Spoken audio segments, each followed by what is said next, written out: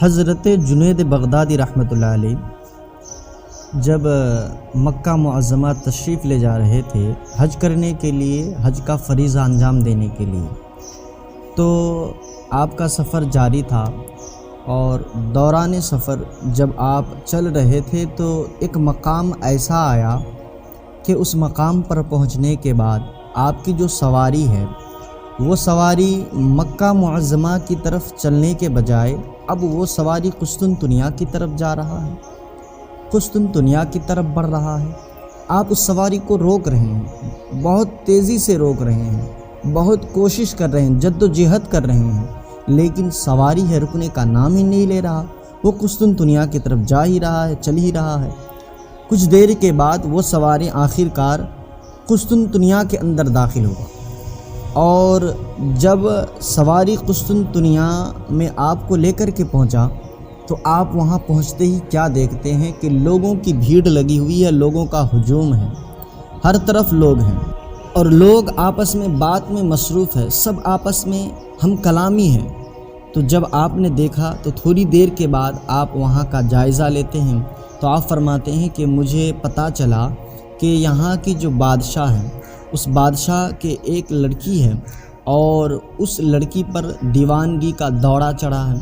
اور اس دورے کی وجہ سے اس لڑکی کو پریشانی لاحق ہو رہی ہے، اور اس کے علاج کے لیے طبیبوں کو تلاش کیا جا رہا ہے، طبیبوں کی تلاش جاری ہے۔ اتنے میں آپ فرماتے ہیں کہ میں نے کہا کہ مجھے بادشاہ کے پاس لے کر کے جاؤ، میں اچھے طریقے سے اس لڑکی کا علاج کر دوں گا۔ تو پھر لوگوں نے آپ کو بادشاہ کے پاس لے کر گیا، اور جو ہی آپ بادشاہ کے محل کے دروازے کے پاس پہنچے تو آپ فرماتے ہیں مجھے اندر سے ایک آواز سنائی دے رہی ہے، اندر سے ندا آ رہی ہے کہ اے جنید بغدادی، کب تک تو اپنے آپ کو روکے رکھے رہے گا، کب تک تو اپنے آپ کو روکے رکھے رہے گا، جب کہ اللہ نے اپنے مخلوق کے لیے تجھے مسیحا بنا کر کے بھیجا ہے، تو کب تک اپنے آپ کو روکتا رہے گا؟ اے جنید بغدادی اندر آ جا۔ حضرت جنید بغدادی فرماتے ہیں یہ میں نے سنا، اور جب میں اندر پرویش کیا، میں اندر گیا، تو اندر داخل ہونے کے بعد میں کیا دیکھتا ہوں کہ لڑکی جنجیروں سے باندھی ہوئی ہے، اور لڑکی بہت ہی خوبصورت، حسین و جمیل ہے، اور وہ لڑکی پکار پکار کر مجھ سے کہہ رہی ہے کہ اے جنید بغدادی، آپ میرے حق میں دعا کر دیجئے تاکہ مجھے اس بیماری سے چھٹکارا مل جائے،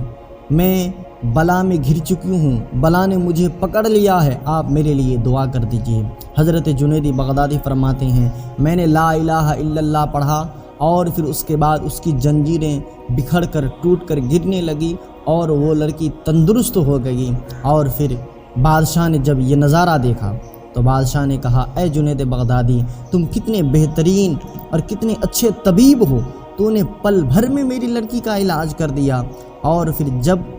جنید بغدادی سے بادشاہ نے یہ بات کہی تو اب جنید بغدادی فرماتے ہیں کہ اے بادشاہ،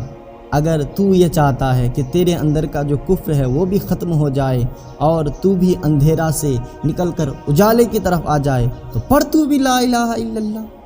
تو بھی لا الہ الا اللہ پڑھ۔ اور پھر اس کے بعد وہ بادشاہ بھی لا الہ الا اللہ پڑھا، اور وہ بھی اسلام میں داخل ہو گیا،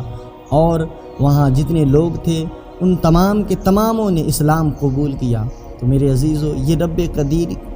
اور رب قدیر کے نام پاک کی برکت ہے،